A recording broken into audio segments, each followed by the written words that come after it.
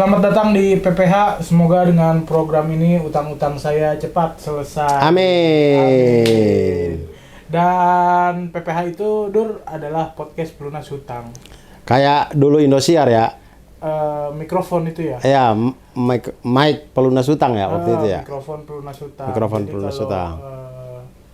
orang ngomong di mikrofon itu utangnya lunas. Kalau ini dengan podcast ini siapa tahu saya dapat AdSense, duit AdSense-nya bisa buat ngelunasin utang. Amin. Amin.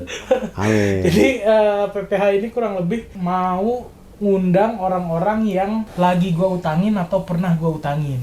Nah, kebetulan Abdur termasuk yang keduanya. Iya. Lagi diutangin dan pernah diutangin juga ya. Dan Abdur adalah salah satu yang paling amazing, pernah minjemin gua duit sampai 60 juta. Ya, zaman bujang. Zaman bujang. Zaman bujang. Zaman bujang kita masih stripping tuh. Betul, kita stripping Oke Jack. Oke. Betul. Lu inget nggak gua minjem 60 juta itu ngomongnya buat apa? Saya lupa pastinya kok. Cuman pada waktu itu stripping Oke Jack masih bujang. Terus dengan ya sudah uang untuk keluarga-keluarga di kampung. Emang uang masih banyak, masih banyak. Masih banyak. Gimana sih kita bujang kok? Dan saya bujang tuh saya tinggalnya di kos, bukan di apartemen ya, bukan yang hedon-hedon, di kos. Terus sehari-hari pakai motor. Ya.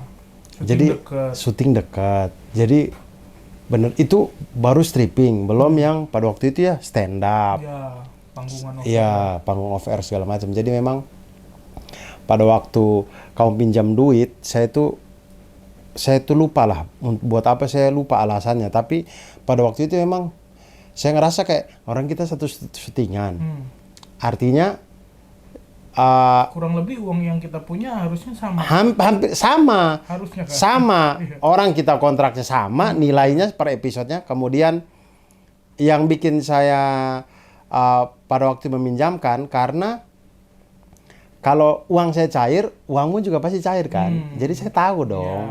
Jadi saya cukup yakin kalau walaupun belum punya sejarah kita masalah utang piutang sebelumnya, itu yang pertama kali, saya masih cukup pede kayak aman aja, ini mah diganti orang, kita masih sama-sama satu stripping gitu. Ya, jadi pasti teman-teman pada penasaran gimana caranya bikin orang timur percaya untuk mengeluarkan uang 60 juta tanpa jaminan apapun. Iya, betul. Itu waktu perkenalannya juga kayaknya belum lama, paling baru 2-3 tahun di tahun itu. Iya, karena saya kan datang ke Jakarta ya pertama kali 2014, taruhlah ya 2014 akhir. Kemudian mungkin Suci itu mulai di Januari kayaknya tayangnya ya. Terus sebelum Lebaran. Januari 2015. Iya. Sebelum Lebaran ini. Jadi di Suci kita belum yang akrab, belum akrab. Ketemu doang kali di panggung. Iya, di panggung show, di backstage gitu-gitu kita ketemu. Kita fix akrab tuh ya itu sih kayaknya. Atau kayaknya dari sebelum itu deh. Sebelum itu udah suka ngobrol-ngobrol. Iya, suka ngobrol-ngobrol yang kan karena Ari Kriting satu kosan dengan saya, terus kamu juga sering ke situ kan. Iya, benar. Yang kita ketemu Ari Kriting di GOT. Iya, benar. Ya, yang Anda tinggalin dia. Saya yang akhirnya ngurus dia itu dari GOT itu sampai ke kamar. Nah, itu tuh kita belum satu stripping, belum Oke Jack. Itu kalian masih baru beres dari Komik Egg 2. Komik Egg Casino King. Iya kan? Iya, benar. Iya, baru beres dari Casino King. Nah, itu jadi sering saya ke Depok karena ini. Oh, saya tahu kenapa kita akrab. Manajer kita sama kok. Oh, benar. Iya. Manajer kita sama. Kita sama juga. Saya sering ke tempat Ari Kriting. Betul. Waktu itu masih sama-sama dipegang Dewang. Ya. Makanya saya sering ke Depok. Terus yang rumah rumahmu masih yang di Maharaja, Ya. yang masih di Maharaja Kupu belakang. seberang itu namanya. Ah iya, pokoknya di situ-situ. Kampung Kupu. Ah itu saya pernah main ke situ juga Iya. kan. Nah itu iya itu. Terus kemudian kita akhirnya tambah akrab lagi waktu di Oke Jack. Waktu di Oke Jack. Nah pas itu pertama kali kamu ketemu papa saya tuh, pas kamu main ke rumah saya yang di turunan itu. Betul. Pertama kali kamu ketemu papa saya, terus Abdur. Jadi rumah papa saya sama rumah saya depan-depanan. Depan-depanan. Depan-depanan. Warna hijau. Papa saya lagi di rumah saya, Abdur dateng. Abdur dateng lihat rumah saya berantakan. Betul. Rumah saya berantakan, terus Abdur ngomong, nggak gini kok cara hidup Iya. gitu. Dia Iya. dia ngomong gitu depan papa saya. Papa saya langsung respect banget sama Abdur. Gitu. Padahal saya pada waktu itu tidak bermaksud apa-apa, cuman bercanda-bercanda ala teman, dan memang saya tuh kalau ngelihat kayak berantakan gitu, ya tidak apa istilah OCD. OCD, tapi tidak OCD parah banget. Ya kalau malas aja. Cuman pada waktu itu saya ngerasa kayak ini meja, kamu kan punya komputer. Itu di meja komputer tuh saya ingat, meja komputer langsung kasur. Terus saya ngerasa kayak aduh, sayang banget ini meja komputer berantakan ini. Akhirnya saya beresin kan, pakai tisu basah, saya lapin, saya atur barang-barang. Maksudnya iya, dan maksudnya Abdur nggak ngomong doang gitu, apa nggak gini cara hidup, sambil dibenahin. iya, saya beresin tuh, saya rapiin karena saya ngerasa, karena saya di ngekos di Duren 3 juga punya yang kayak gitu, meja yang bukan meja yang pakai kursi ya, meja yang langsung dari kasur kita langsung begini-begini aja. Jadi meja komputer tuh kalau dia rapi itu enak banget. Ngelihatnya tuh enak gitu, ngelihat enak, terus kita ngetik juga enak, jadi gitu ya. Akhirnya saya perapiin tuh sambil main-main komputermu tuh pada waktu itu. Terus ngobrol-ngobrol sama bokap, di situ bokap respect banget sama Abdur. Abdur juga di situ nggak tahu karena mungkin jauh dari orang tua kali ya. Iya. Jadi ngerasa kalau ada orang tua yang enak diajak ngobrol gitu, wise, langsung ngerasa nyambung, langsung ngerasa nyaman. Nah, dari perkenalan itu, saya kan lagi stripping tuh. Betul. Kita bareng. Betul. Saya lagi zamannya gori-gorian banget. Benar, karena Santean banget tuh. saya ingat banget. Kami tag nih. Kan saya berdua sama-sama, kalau teman-teman pernah nonton Oke Jack, saya sama Viko tuh sama-sama di bagian Oke Clean. Jadi otomatis scene-nya itu hampir bareng-bareng mulu. Adalah satu scene di sebuah rumah di Jakarta Selatan. Kami itu kan kalau Oke Clean tuh saya tuh hampir rumah di daerah Kemang, daerah Jagakarsa yang bagus-bagus itu saya sudah masuk semua. Karena Oke Clean itu pakai rumah-rumah itu tuh. Pokoknya hari ini rumah ini, besok rumah sana. Pokoknya hampir semua rumah tuh saya udah masuk buat Oke Clean itu. Nah, adalah salah satu rumah di Jakarta Selatan. Lagi tag siang-siang saya ingat itu. Tag, habis itu break, karena bukan break sih, lebih ke jeda aja karena break makan siang. Break makan siang sih. Kemudian saya makan, habis makan, saya ke depan. Viko juga kayaknya habis makan ya kayaknya. Kayaknya, saya lupa. Duduk di tangga depan tuh. Saya waktu itu, rokok saya masih Gudang Garam Signature. Kamu tuh rokoknya itu Gudang Garam merah tuh, internasional tuh. Iya, filter. Masih sampai sekarang. Iya, ini, betul. Saya ngerokok. Nah, dia kalau ada yang mau masuk.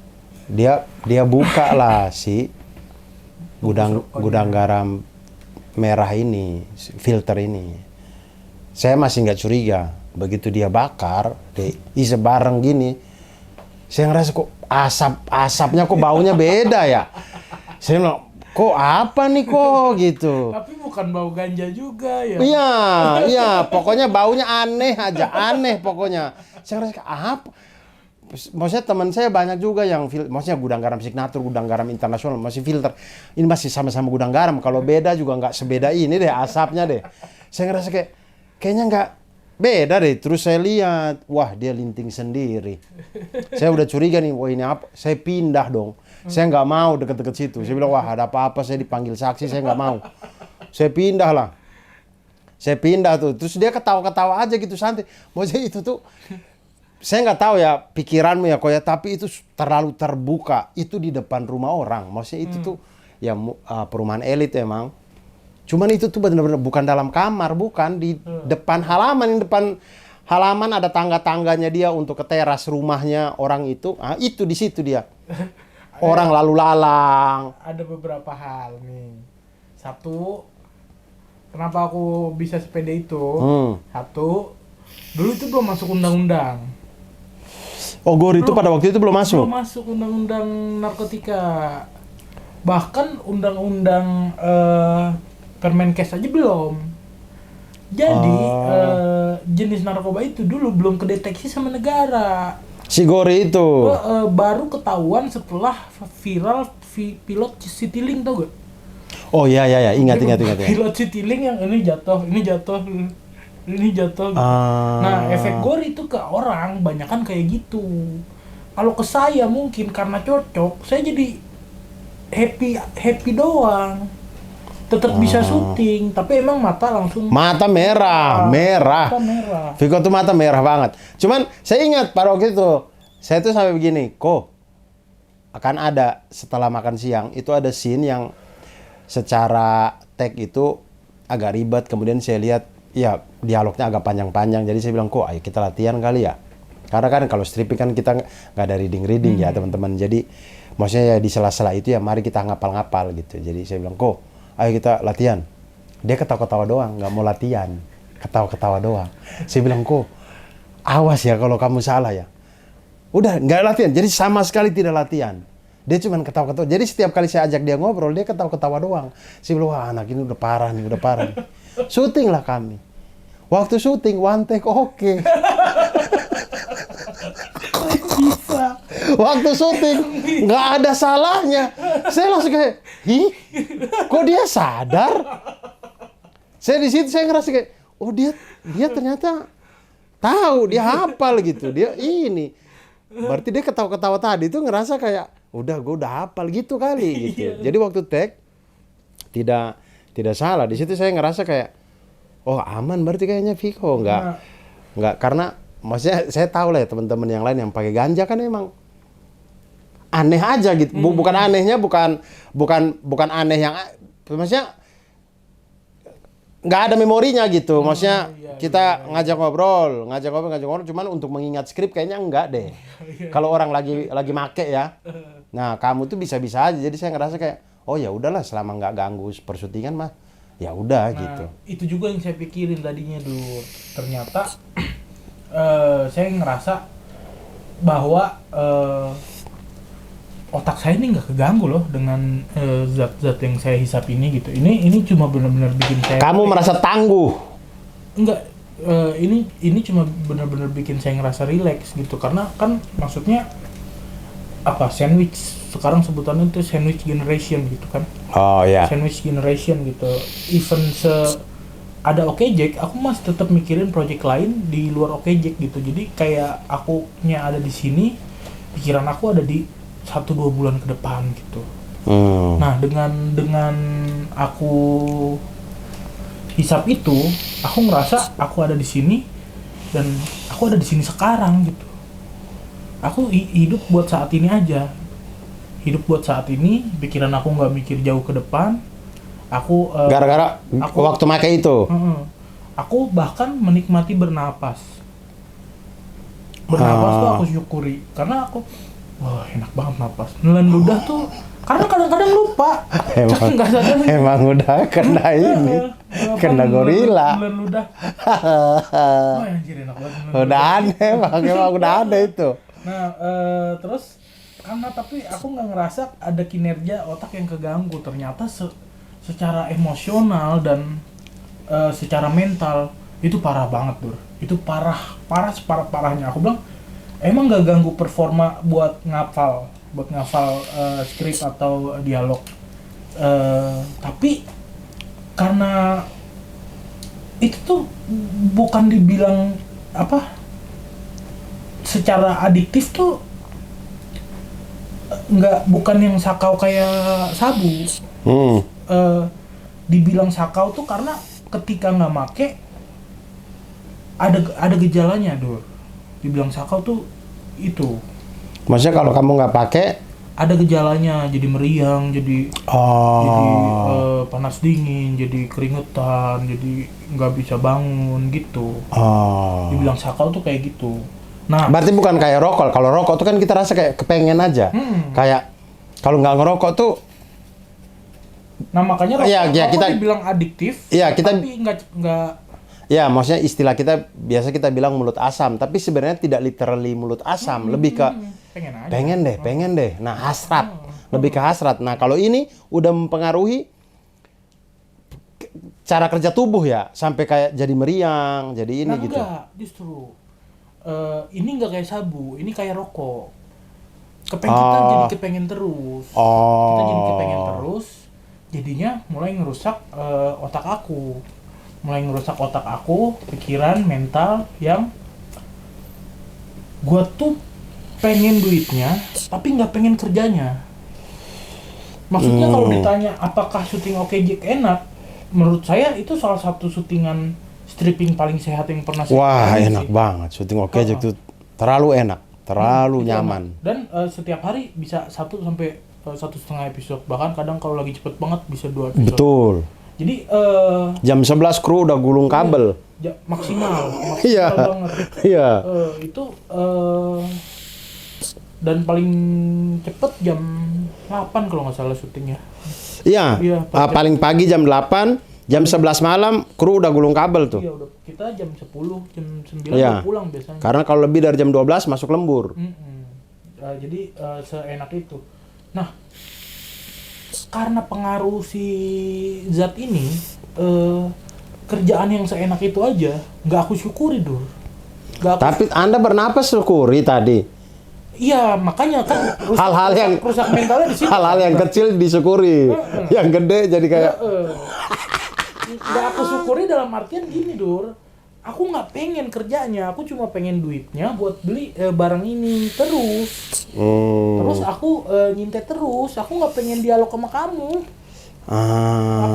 Aku cuma pengen diem sama diri sendiri aja, bakar sintet terus gitu.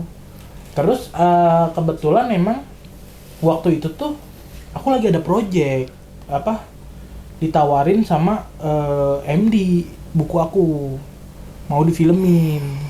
Pada waktu itu ditawarin sama MD mau difilmin. Terus aku lagi konsultasi sama Bang Ajis, ini ambil apa enggak. Masuklah Oke Jack. Masuklah Oke Jack, katanya gantiin Dodit doang sebulan. Itu gantiin Dodit doang sebulan. Nah, syuting udah sebulan lebih nih. Set, dijalanin. Enak, dapat duit juga gitu. Terus tapi maksudnya saya pengen duitnya doang yang tanpa kerja, gimana ya caranya gitu. Gimana ya caranya gitu. Terus saya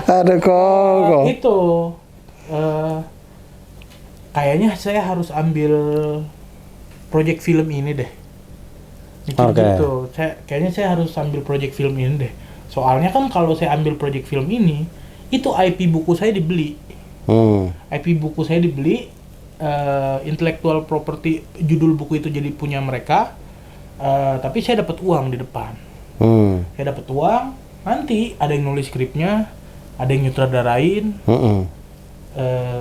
Ya, saya santai tapi dapat duit.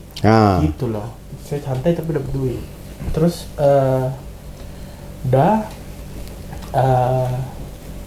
ngomonglah saya sama produser, Pak, ini saya udah sebulan, berarti udah bisa berhenti dong gitu. Oh, nggak bisa gitu. Kok nggak bisa? Katanya waktu itu saya gantiin Dodit doang sebulan gitu. Mana di kontrak nggak ada, dikeluarin, dia ngeluarin kontrak gitu. Maksudnya saya harus mengikuti syuting sampai selesai. Maksudnya sampai strippingnya berhenti. Saya nggak lihat poin itu, saya cuma ya udah gentleman agreement-nya cuma Gantiin Dodit. Gantiin Dodit sebulan. Nah ini udah jalan hampir 2 bulan. Udah jalan hampir 2 bulan. Sementara saya, kerjaan ini nih capek nih. Pengen nyintai terus doang aja gitu. Terus akhirnya saya mulai lebih frontal tuh. Tadinya kan saya cuma berani depan kamu karena saya tahu kamu nggak akan nyanyi-nyanyi gitu. Iya. Ngomong-ngomong ke siapa, si Pikon narkoba gitu. Nah, saya mulai di depan orang-orang yang lain. Betul. Sengaja. Saya dengar cerita itu. Saya sengaja depan sutradara, depan Astrada, depan sutradara. Sampai orang-orang depan telco, sampai orang-orang pada ngadu sama produser. Betul. Orang-orang pada ngadu sama produser. Produsernya datengin saya. Terus bilang, bisa nggak lu nggak kayak gini di lokasi syuting gitu, kata dia. Gue bilang, bisa nggak lu urus kerjaan lu aja gitu. Pokoknya selama gua nggak telat, selama gua nggak lupa skrip, lu urus kerjaan lu, gua urus kerjaan gua. Gua bales, gua keluarin kontraknya. Karena nggak ada kontrak, gua nggak boleh pakai barang ini di syutingan ini. Kesel produsernya. Pecat gua. Ya, dan ketika kamu keluar kok, saya kan nggak tahu kan di belakangnya kayak apa. Sudah lama kemudian akhirnya, ya udahlah kita cerita orang udah lama juga. Akhirnya saya diceritain lah. Itu positioningnya pada waktu itu adalah Net itu akrab banget kan sama kepolisian. Kan mereka yang mencetus 86. Betul. Sebelum TV-TV lainnya yang ada yang kayak gitu, Net duluan kan. Jadi Net itu betul-betul kayak positioningnya itu TV mitra polisi lah. Oke. Nah, kemudian ada ketakutan ketika kamu mulai terbuka asal nyedot di segala tempat itu. Orang-orang tuh takut, orang-orang Net terutama takut kayak ini kalau lu ketangkap, Netnya yang kena. Masa Net TV mitra polisi, orang yang kerja di Net, artis yang lagi syuting sama Net malah narkoba gitu. Iya. Makanya mereka buru-buru tuh. Langsung ngeluarin kamu. Tapi tuh gara-gara itu. Itu adalah momen dipecat yang aku nggak sedih. Yang itu emang target aku memang pengen berhenti karena pengen ambil syutingan yang film aja dari buku. Karena di situ lebih banyak yang ngerjain, aku lebih banyak nyantainya. Nah, terus akhirnya setelah keluar setelah konsultasi dengan Bang Ajis, katanya kurang oke. Di-link sama PH itu. Kurang oke. Terus aku sama papa aku janjian nih. Mau jual rumah untuk beli rumah yang sekarang aku tempatin. Oke. Janjian kita jual berdua, rumah bapak aku dijual, rumah aku dijual. Terus kita patungan beli rumah yang sekarang aku tempatin. Ya. Patungan beli rumah yang sekarang aku tempatin. Rumah aku kejual duluan. Oke. Rumah aku kejual duluan. Duitnya masuk ke rekening aku. Berhenti dari OKJ, pemasukan hilang, masuk duit banyak banget dari jual rumah, sekitar berapa? 500 juta kali. Apa 600 kali gitulah pokoknya, ya 500 jutaan kali ya. 500 jutaan. Setiap hari aku beli, sehari 5 juta. Astaga. Setiap hari aku beli sehari 5 juta. Emang kacau kok, kacau. Akhirnya rumah papa aku kejual kan, jual rumah papa. Tapi itu udah jalan berapa ya? Udah jalan sekitar sebulan setelah aku terima uang aku. Jalan sebulan setelah aku terima uang aku, kita mau DP lah, mau DP rumah yang baru. Yang sekarang ditempatin ini, mau DP. Ditanya sama papaku, mana duit kamu? Gitu. Yang 500 juta itu. Karena udah jalan sebulan, duitnya udah tinggal 300 dulu. Ya Allah, 200 jutanya hilang. Kan sehari 5 juta buat beli gituannya doang. Gila, 200 juta hilang. Iya, 50 juta lagi ya buat party-partinya lah gitu, kehidupan malamnya gitu. Kacau sih Jadi kok. aku kayak anjir gimana ya cara nutupin 200 juta. Terus aku ke Selfie. Selfie ini fitness kan? Celebrity fitness. Iya.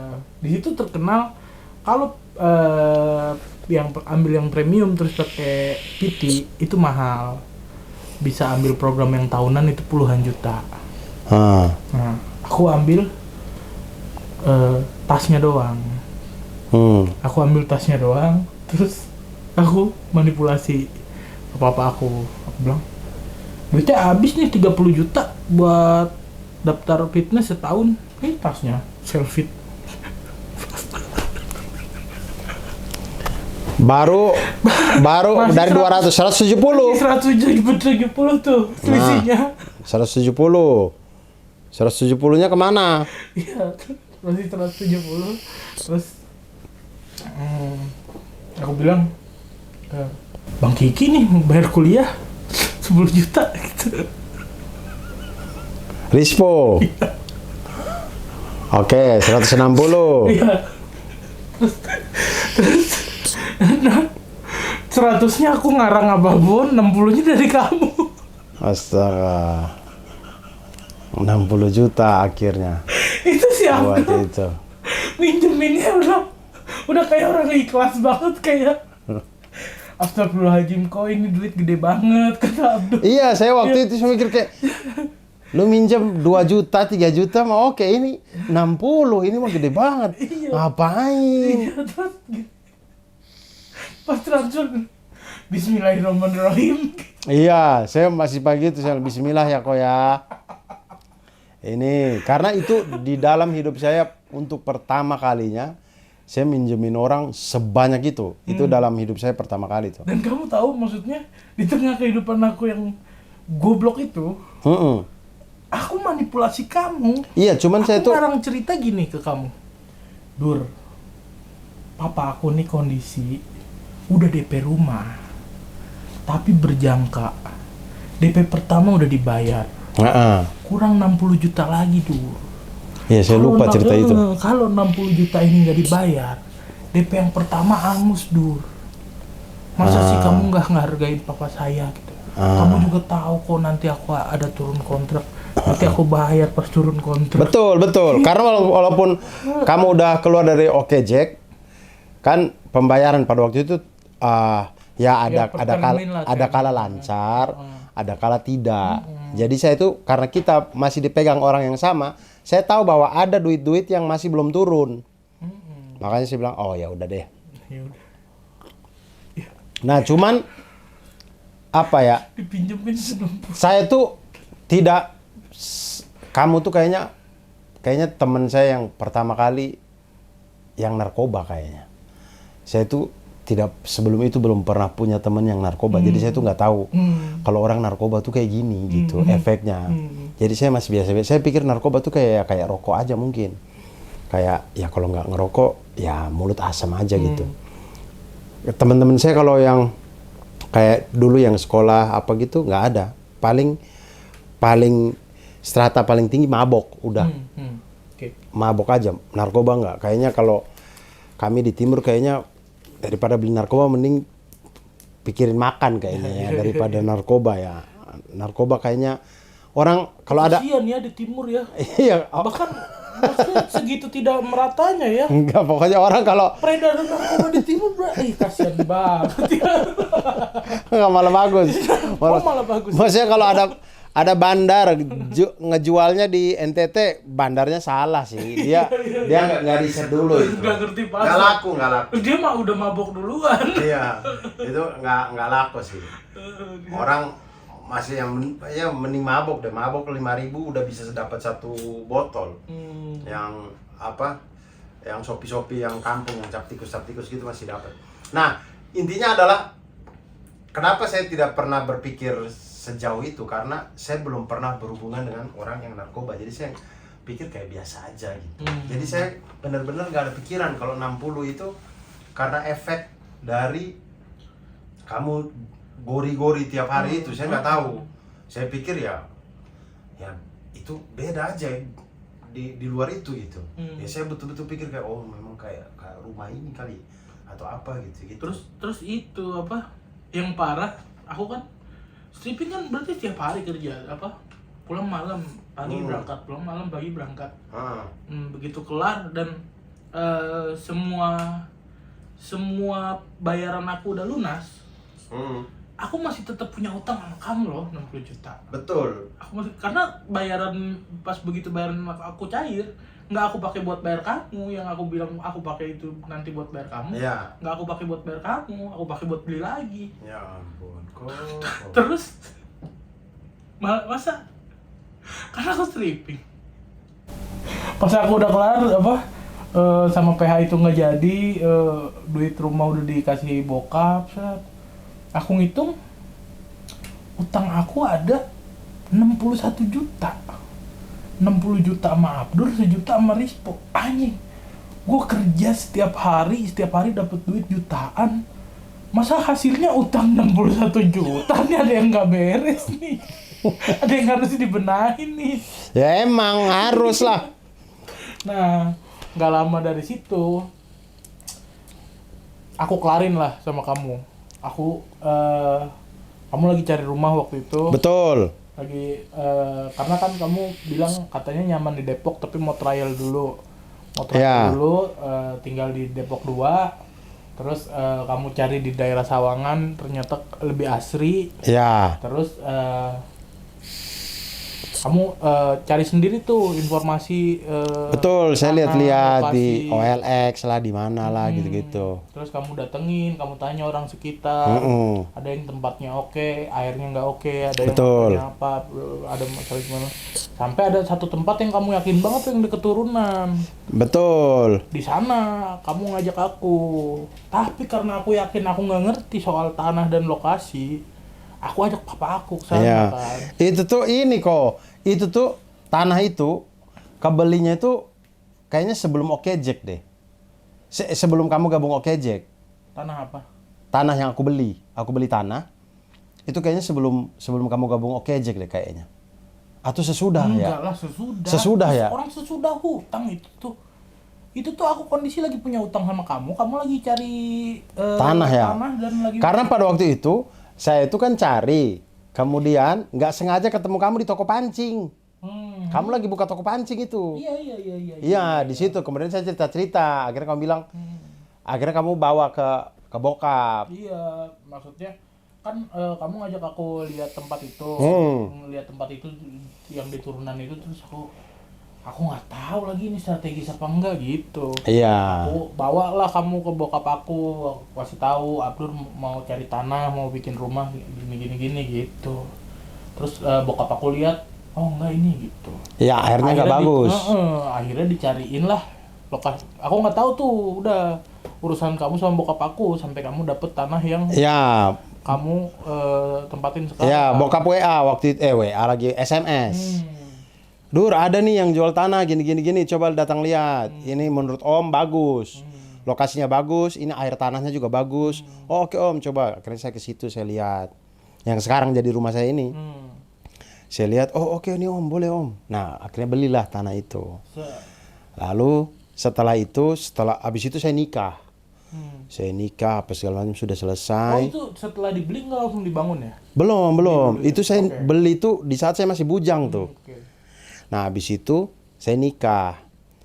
Saya ngontrak di Depok 2. Nah, sembari ngontrak Depok 2, yang bikin saya mau akhirnya berniat untuk bikin rumah itu karena ada satu hari kok, Mada tuh masih umur 3 bulan kali. Oh iya.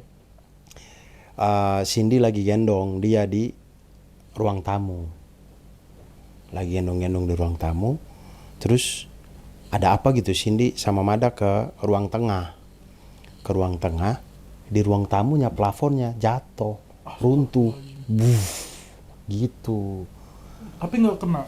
Iya, jadi mereka pas ke ruang tengah, baru itu jatuh. Jadi saya pikir kayak, tadi kalau mereka masih di ruang tamu, mungkin kena anak saya gitu, kena Cindy juga. Nah, itulah yang bikin saya kayak, bikin rumah aja deh kayak gini. Ini mah agak riskan nih, ngontrak-ngontrak kayak gini nih. Akhirnya gitu, saya entah ngomong ke kamu duluan, apa ke bokap duluan gitu. Ke aku. Iya. Ya, ngomong ke aku sampein ke bokap. Iya. Ketemulah di tempat tanah yang udah dibeli. Betul. Akhirnya di-link bahwa sampai viral kan cerita itu, Abdur pengen bikin rumah tanpa riba itu. Kalau di-link sekarang masih rame. Iya. Abdur pengen beli bikin rumah tanpa riba. Betul. Di situ pilih bahwa ya udah yang bangun bokap aku bisa cash bertahap. Iya. Pokoknya Abdur punya uang berapa kasih om, Abdur punya uang berapa kasih om. Iya. Nah, pasti di link itu baru bokap aku tahu soal ini. Baru lu kasih tahu. Iya, karena bokap aku tuh fair dulu. Sebenarnya calo ini orang yang nemuin antara yang pengen buat dan yang buat. Itu masing-masing harus ngasih ke calonya. Jadi misalkan kamu mau beli rumah, aku nemuin kamu ke pembeli rumahnya. Oke. Kamu bayar aku, pembeli rumahnya bayar aku. Oke. Itu kalau nggak salah tuh berapa persen gitu? 2,5 atau 5% gitu. Angka itu kan 5% dari ratusan juta untuk bangun rumah. Betul. Kan lumayan gede. Betul. Karena udah deal nih kalian, baru aku ngomong, Pak, sebenarnya kan papa aku mau ngasih aku 5% kan. Papa aku mau ngasih aku 5%, tapi papa aku bilang kayak, lu nggak usah minta ke Abdurnya gitu. Lu nggak usah minta ke Abdurnya. Terus baru di situ aku bilang, pas ada kamu lagi, aku bilang, Pak, sebenarnya aku punya utang sama Abdur. Betul. Baru dia cari momennya nggak enak banget. Dia cari momennya itu di saat saya ada juga di situ. Jadi saya langsung kayak, aduh, ini momen-momen yang saya nggak pengen ada deh di sini deh. Ini kan kalau bokapnya marah atau apa kan saya jadi nggak enak gitu. Sama, saya juga mikir gitu. Ini pasti bokap saya kalau mau marahin saya nggak enak karena ada Abdur.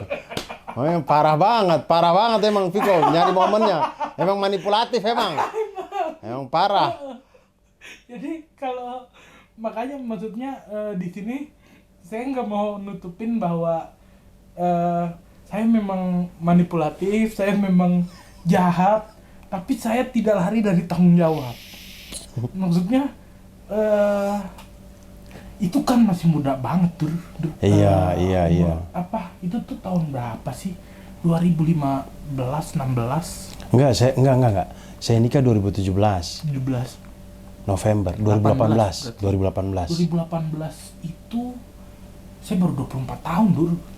Iya. Saya baru 24 tahun ngadepin utang 61 juta gitu.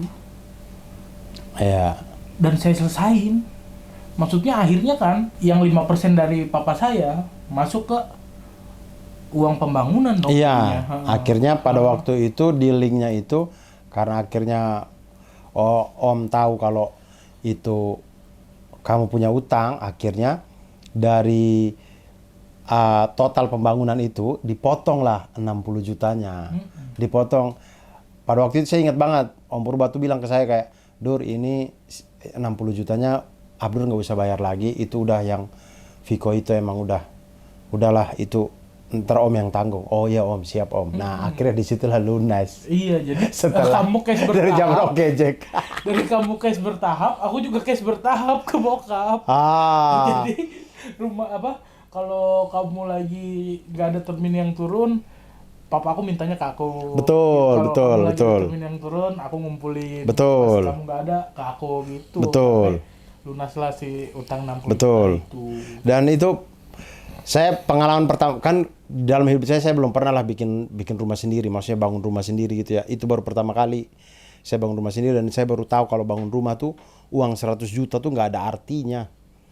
100 juta tuh habis, bisa sehari bisa habis itu untuk beli semen, pokoknya beli bahan ya, beli bahan 100 juta tuh habis itu. Nggak ada apa-apanya 100 juta Iya, itu. dan, papa saya kalau nerima 50 juta bisa juga habis sehari karena dia kan barang ngambil dulu di material. Iya. Barang ngambil dulu di material, begitu kita setor ke dia bayar material. Betul, Barang betul. ngambil. Jadi kayak gitu. Betul. Jadi ya alhamdulillah yang itu udah lunas, sempat pinjam juga waktu itu buat waktu saya tumor. Ya. Itu udah lunas juga. Nah, masalah yang rame-rame kemarin ini Abdur ada bantu saya juga. Nah, ya. Dipinjemin juga Betul. 5 juta Betul. sama Abdur. Nah, yang 5 juta ini semoga dengan usaha-usaha yang bisa saya lakukan tanpa manipulasi. Benar. Sekarang insya Allah tanpa manipulasi. Benar kok harus gitu karena menurut ya Cing Abdul juga ngomong sih. Jadi kayak perpaduan kata Cing Abdul ya. Ini perpaduan yang membahayakan katanya. Saya bilang apa tuh perpaduan yang membahayakan? Perpaduan yang membahayakan itu adalah orang jangkis yang pintar. itu tuh perpaduan yang bahaya. Kalau jangkis tapi tolol itu nggak apa-apa itu gampang ketahuannya. Nah lu ini kan termasuk orang yang pintar ya kok ya. Nah kata Cing Abdul orang jangkis kalau pintar itu bahayanya minta ampun. Nah mudah-mudahan lu bener. Jangan tiba-tiba manipulatif lagi nih. Karena kalau dari jumlahnya yang ke saya nggak tahu yang totalnya ke semua orang. Cuman yang kalau ke saya kan jumlahnya dibanding yang dulu mah kecil lah dibanding yang dulu ya. Jadi pada waktu kamu pinjam itu, saya benar-benar nggak ada kepikiran. Saya tidak cross check ke Rispo nggak. Karena pada waktu itu emang nggak ada kepikiran aja gitu. Maksudnya kamu kirim foto kamu di bengkel, kamu kirim foto mobil rusak segala macam. Jadi saya mikir kayak nggak nipu lah inilah apa segala macam. Jadi saya transfer aja. Saya baru cross check Rispo setelah rame, setelah Kiki CJR upload apa segala macam. Nah itu baru saya ini bener apa enggak gitu. Kemudian baru saya korek ke Rispo, saya bilang, "Po, tapi ada fotonya, Po," gitu. Kata Rispo, "Iya bener. Mobilnya emang rusak, tapi kayaknya udah itu deh. Udah bener itu, Dur," gitu. Katanya gitu. Katanya ya, kayaknya ya. Saya lupa persisnya. Saya harus buka chat sih kalau biar persisnya kalimatnya Rispo. Tapi di situ terus saya mikir kayak, oh ya udah deh. Maksudnya kalaupun itu ada masalahnya gitu, gua orang terakhir yang diselesaikan juga nggak masalah gitu. Maksudnya selesaikan aja dulu ke Kiki, kemana, ke yang lain aja dulu nggak apa-apa gitu. Kalau ke saya mana ntar belak-belakangan juga nggak masalah gitu. Nah itu karena saya punya pengalaman di yang dulu-dulu. Kalau misalkan itu 5 juta pertama, mungkin saya juga kayak, wih saya ditipu nih gini. Cuman karena dulu saya ditipu 60 juta gitu. Jadi kayak ditipu 5 juta gitu, saya ngerasa kayak ya udah deh gitu. Ya udah deh. Ntar juga dan paling nggak nipu lah 5 juta ini. Iya. 5 juta ini nggak nipu. Iya. Justru yang nipu yang 60 itu.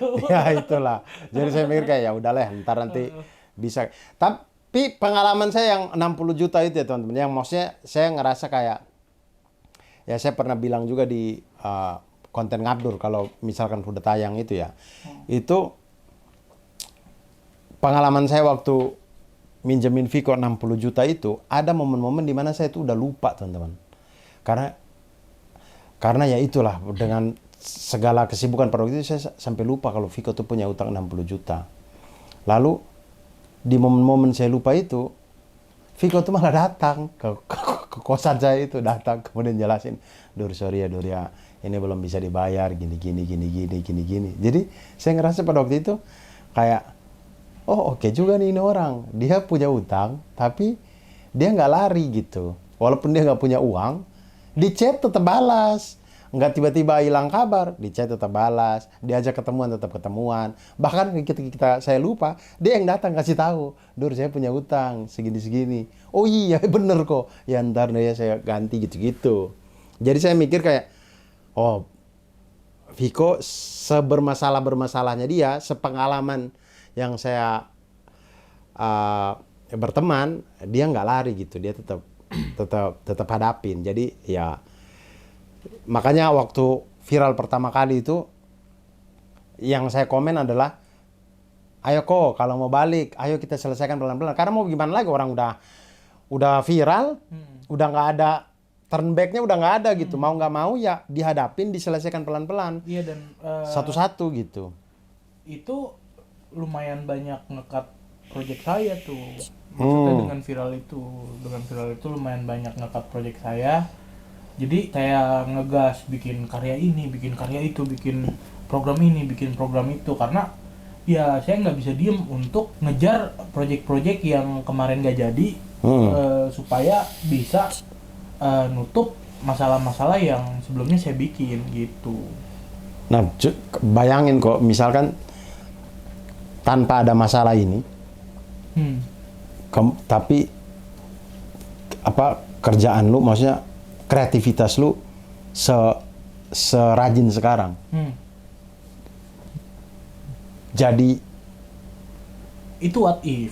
Iya, maksudnya itu lu bakal jadi yang lebih keren lagi gitu. Iya, itu pengandaian. Iya, maksudnya itu pengandaian dan sepertinya itu adalah sesuatu yang akan gua jalani abis ini. Betul.